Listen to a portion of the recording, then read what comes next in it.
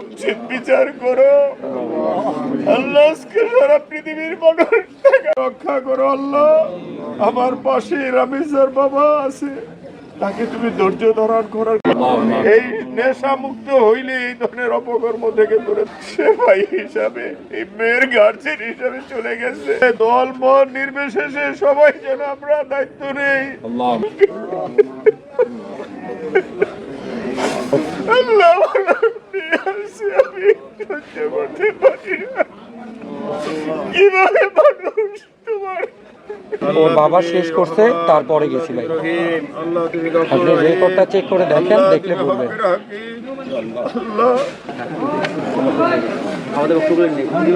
শাস্তি আছে, সেই শাস্তি যেন প্রয়োগ করা হয়, যেমন প্রয়োগ করবার সমস্ত যে আইন কানুনগুলি আছে যত দ্রুততার সাথে শেষ করা যায়, তার জন্য মাননীয় প্রধানমন্ত্রী আইনমন্ত্রীকে ওখানেই দাঁড়িয়ে উনি নির্দেশ দিয়েছেন। ফাঁসি চাচ্ছে এটাই।